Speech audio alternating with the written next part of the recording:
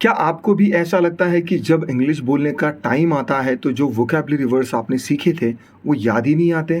वो वर्ड्स जो आपकी कॉपी में हाइलाइटेड थे, एग्ज़ाम में भी काम आए, लेकिन जब बोलने का समय आता है तो वो दिमाग से गायब हो जाते हैं।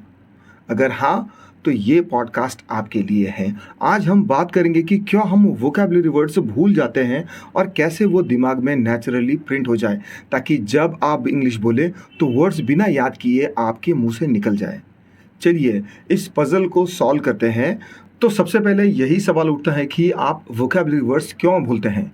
कितनी बार ऐसा हुआ है कि आपने कोई नया वर्ड सीखा, उस पर फोकस भी किया, लेकिन जब यूज़ करने का टाइम आया तो वो दिमाग में वो वर्ड कहीं गायब था।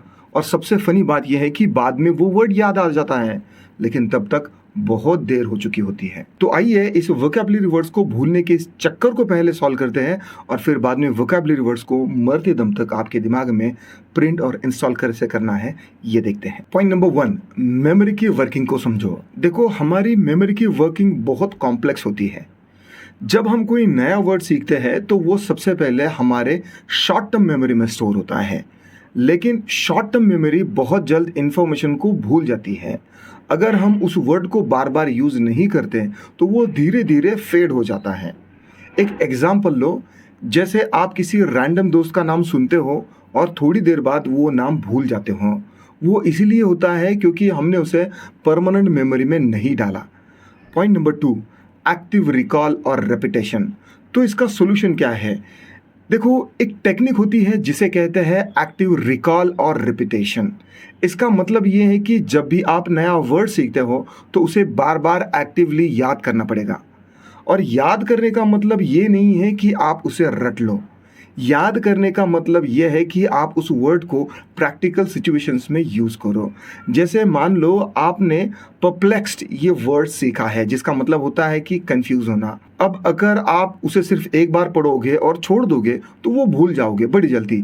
लेकिन अगर आप उसे डेली लाइफ में यूज़ करोगे, जैसे किसी दोस्त से बात करते वक्त बोल दो कि भाई मैं थोड़ा परप्लेक्स्ड फील कर रहा हूँ, तो वो वर्ड आपके दिमाग में नेचुरली बैठ जाएगा। पॉइंट नंबर 3, वोकैबुलरी वर्ड्स को इमोशंस और एक्सपीरियंसेस से जोड़ो। एक और मज़ेदार बात बताऊं, हम ऐसे वर्ड्स ज़्यादा याद रखते हैं जो हमारे इमोशंस या एक्सपीरियंसेस से जुड़े हुए होते हैं। एक बार की याद है मुझे, एक्सेलरेटिंग वर्ड कभी याद नहीं हो रहा था, जिसका मीनिंग उत्साहवर्धक या उत्साह से भरपूर होता है। फिर मैंने एक एडवेंचर ट्रिप की और तब से ये वर्ड मेरे दिमाग में परमानेंटली सेट हो गया है, क्योंकि मैंने इसे एक्सपीरियंस किया है। जब आप किसी वर्ड को किसी रियल लाइफ एक्सपीरियंस या इमोशन के साथ जोड़ते हैं तो वो वर्ड आपके शॉर्ट टर्म मेमोरी से लॉन्ग टर्म मेमोरी में सेट हो जाता है। Point 4, contextual learning. अभी तक हम ये समझ चुके हैं कि इमोशंस, रेपुटेशंस और एक्सपीरियंसेस ज़रूरी है, लेकिन एक और इम्पॉर्टेंट चीज़ है जो वर्ड्स को याद रखने में हेल्प करती है, वो है कॉन्टेक्सचुअल लर्निंग।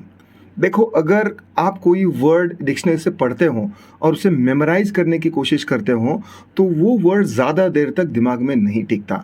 लेकिन आप उस वर्ड को किसी कॉन्टेक्स्ट में, किसी सेंटेंस में पढ़ते हैं तो वो बड़ी जल्दी याद हो जाता है। फॉर एग्जाम्पल, एक वर्ड है सेरेंडिपिटी, जिसका मीनिंग नसीब होता है।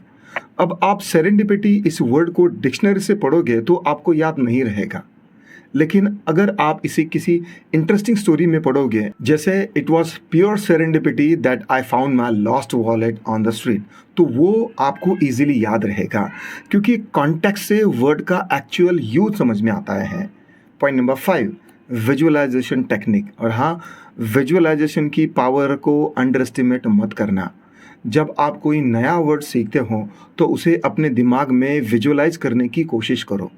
जैसे जाइगेंटिक वर्ड का मतलब बहुत बड़ा होता है, तो जब भी आप इस वर्ड को पढ़ो तो अपने दिमाग में किसी बड़े पहाड़ या इमारत की पिक्चर बनाओ। जब आप विजुअल इमेजेस से वर्ड्स को जोड़ते हैं तो वो दिमाग में आराम से सेट हो जाती हैं। Point number 6, English speaking practice. अब आ जाता है सबसे इम्पॉर्टेंट बात पर, स्पीकिंग प्रैक्टिस। जब तक आप वर्ड्स को बोलोगे नहीं, वो आपके एक्टिव मेमोरी में नहीं आएंगे। जितना आप बोलोगे उतना ही वो वर्ड्स आपके सबकॉन्शियस माइंड में प्रिंट होते चले जाएंगे। वोकैबुलरी वर्ड्स की सबसे बड़ी गलती ये है कि हम वर्ड्स को सिर्फ लिखते या पढ़ते हैं, बोलते नहीं हैं। टू सॉल्व दिस, जब भी नया वर्ड सीखो उसे अपने दोस्तों के साथ यूज़ करने की कोशिश करो। एक बार जब आप उसे नेचुरली बोलने लग जाओगे तो उसे याद रखने की ज़रूरत ही नहीं पड़ेगी। तो अगर आप वोकैब्युलरी वर्ड्स को हमेशा के लिए याद रखना चाहते हो तो सिर्फ रटने से काम नहीं चलेगा। आपको वर्ड्स को अपने एक्सपीरियंसेस से जोड़ना पड़ेगा, उन्हें कॉन्टेक्स्ट में समझना पड़ेगा और सबसे ज़रूरी बात, उन्हें एक्टिवली बोलना भी होगा। वर्ड्स को दिमाग में प्रिंट करने का यही असली तरीका है। रेपिटेशन, एक्सपीरियंसेस और कॉन्टेक्सचुअल लर्निंग से वो वोकैब्युलरी वर्ड्स आप कभी नहीं भूलोगे। तो दोस्तों, उम्मीद है ये बातें आपको समझ में आई होगी और अगली बार जब आप कोई नया वर्ड सीखेंगे तो उसे बोलने में कभी हेजिटेशन नहीं होगी। अगर आपको ये पॉडकास्ट या वीडियो पसंद आया है तो उसे अपने दोस्तों के साथ शेयर करें और अगली बार फिर मिलेंगे एक नए टॉपिक के साथ। तब तक के लिए keep learning and keep speaking.